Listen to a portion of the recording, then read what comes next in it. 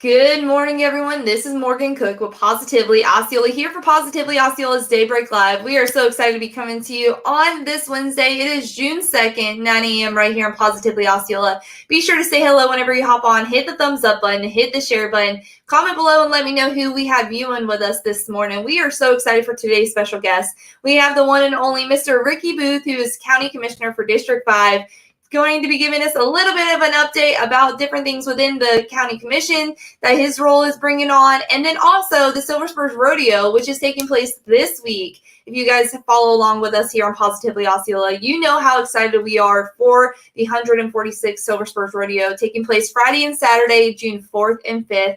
And Mr. Ricky is going to be giving us all those details about what to expect with the rodeo. So like I said, make sure you hit the thumbs up button, hit the share button, let us know who's joining us, and we will go ahead and get started this morning with our Daybreak Live.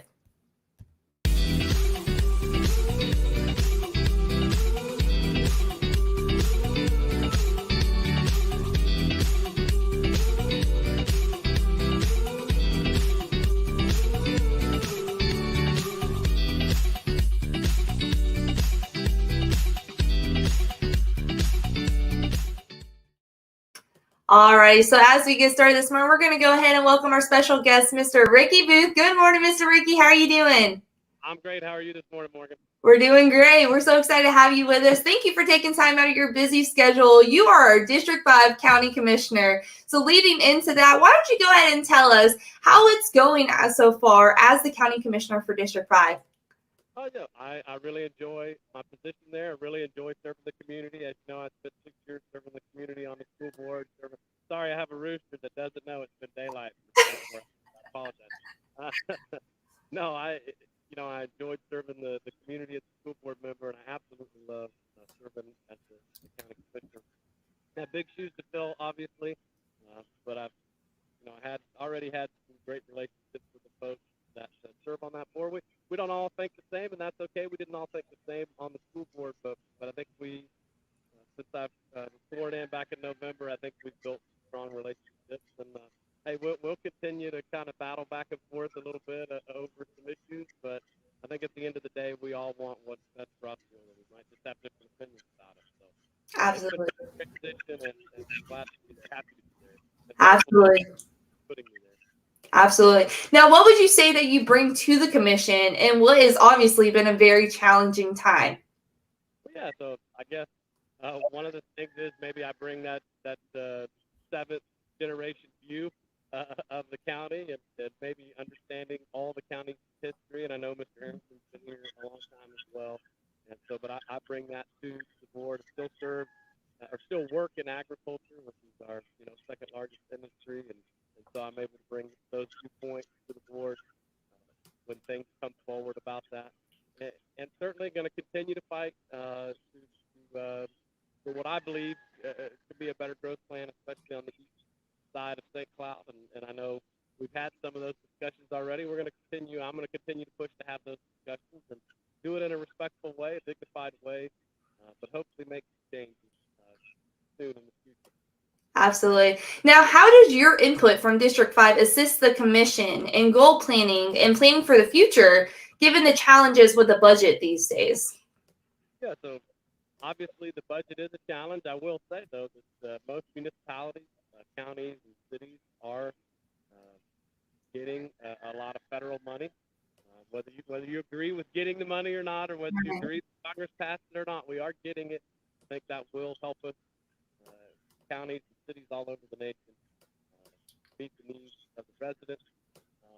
But I'll go back to it. I really have a strong passion for how our community's growing, and I want to make changes. And actually, we're trying to schedule right now a joint meeting with the St. Cloud City Council, because I know that many of the council members share some of the same concerns that I do.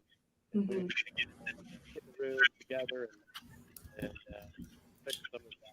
Absolutely. Well, we thank you for your time as County Commissioner for District 5. We're very thankful to have you a part of our community, but we're also very thankful for Silver Spurs Rodeo, which is going to be taking place this week, the 146th Silver Spurs Rodeo.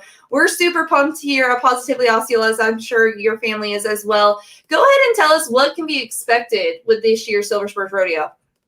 Well, yeah, so you got a June rodeo. I think everything will be back. It'll look a little more normal, Mhm. probably, than it has maybe even in February. Certainly, we didn't have the June rodeo last year. Right. Feel, uh, the best thing, I think, some of the best thing about our June rodeo is that we have a lot more local contestants. Uh, Mhm. the folks that maybe don't have enough points or don't have enough money to get into the February rodeo, they can actually get in and participate in the June rodeo. Right. Barrel racing, junior bull riding, mutton busting. Uh, Mhm. we're the sheep. Well, I say my brother is. He's the sheep tractor. So we laugh about it. So the sheep will come from Dog Park Ranch, Uh-huh. and from Mr. Kevin Whaley if he has some. But nonetheless, that's what makes the June rodeo unique and a little different than February. Is that it has a little more of a local flair to it as far Mhm. as the contestants and the participants. Absolutely. Now, a lot of people always get really excited for the barrel racing. It's one of the only female events within the Silver Spurs Rodeo. But this year, the Silver Spurs Rodeo is offering a new event, and that is breakaway roping, and that is for the females as well. So the females get 2 shots within Silver Spurs. Super pumped up about this, and I know a lot of the rodeo goers are very excited as well. Go ahead and tell us about this event.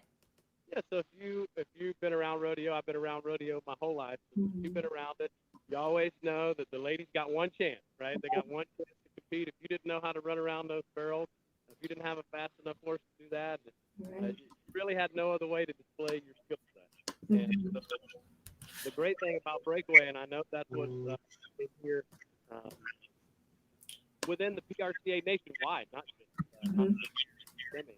It's Right. giving women of professional rodeo another opportunity.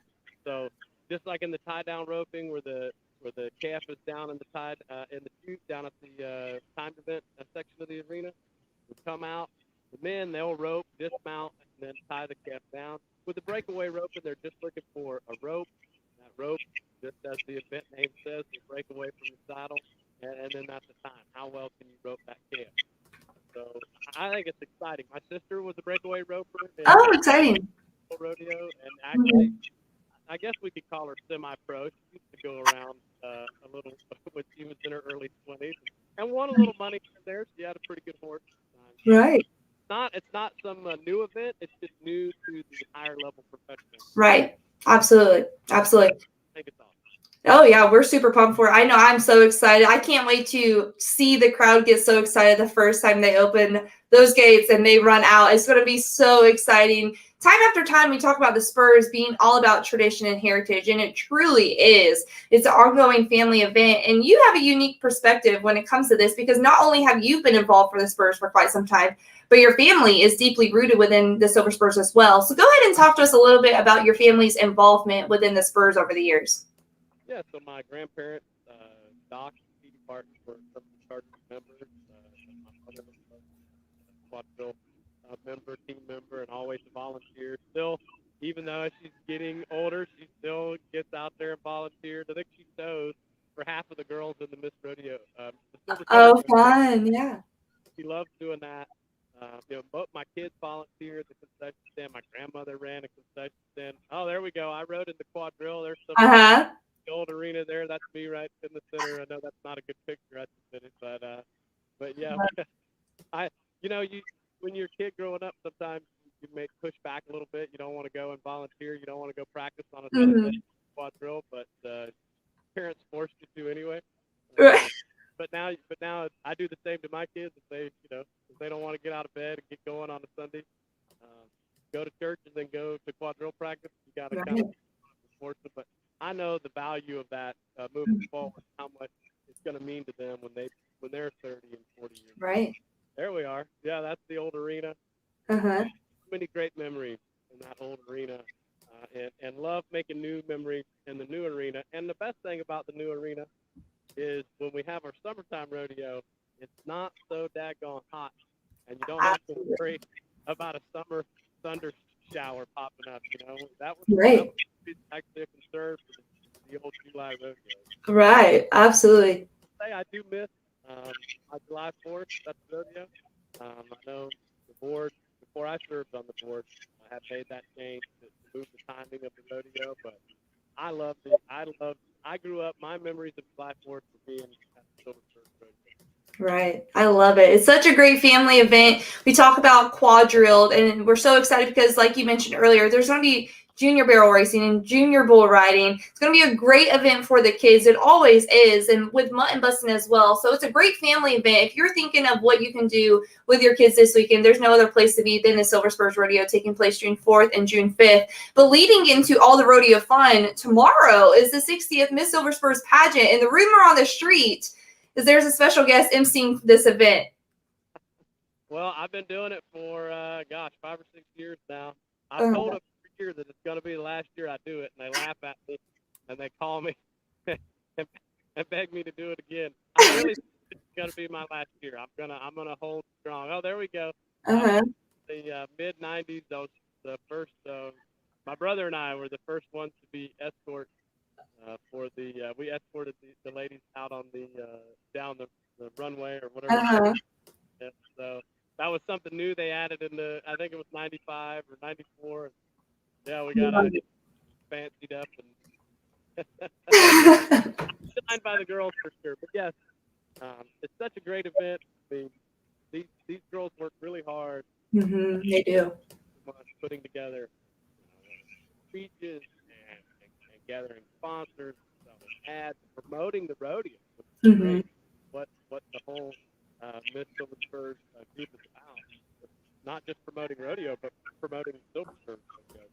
Absolutely. Fantastic job. We got a great committee over there. It's a lot of work for them. Like I said, my mother sews like half the shirts and dresses and all that. She's heavily involved. I don't want to call myself a pageant guy, I guess, but I am a pageant MC. I was the dummy that said yes when they asked. It's great. It's so exciting too because the new Miss Silver Spurs, the 2021 Miss Silver Spurs, will have her first event taking place this Friday, June 4th. That's our first matter of business with her new title. We are super excited. If you're watching and there's people wondering where can they go get tickets, where can they get tickets to the Silver Spurs Rodeo, Mr. Ricky? SilverSpursRodeo.com is where to go. You can find them. They're on every social media outlet. They have a great marketing team over there. $20. I think you'd be hard-pressed to go anywhere in Central Florida. You could take you and your family a $20 ticket. The hamburgers and hot dogs and Coca-Colas are not – it's not like going to, a professional basketball game or something. Prices are still reasonable. You could take your family out for, $100, couple $100. And I would say there's not many places that you could get a show like a Silver Spur price. Right. And the ticket and in the meal, and then everybody's a volunteer. You're actually, when you're spending money, you're supporting your local community. You are. Pocketing this money. Everybody in the concession stand is there volunteering their time for such a wonderful organization. And I think that's important. Absolutely. Well, we're super pumped up. Like I said, we can't talk about it enough. Like I said, taking place this Friday and Saturday, June 4th and 5th. Make sure you go to SilverSpursRodeo.com and get your tickets reserved so that way you and your family have a spot right in that arena. It's going to be an awesome time, and we cannot wait to see you there. Thank you again, Mr. Ricky, for joining us. We can't wait to see you at the 146th Silver Spurs Rodeo. To go ahead and sign off this morning, this is Morgan Cook with Positively Osceola here with Mr. Ricky Booth, District 5 County Commissioner, and together we're making a positive difference in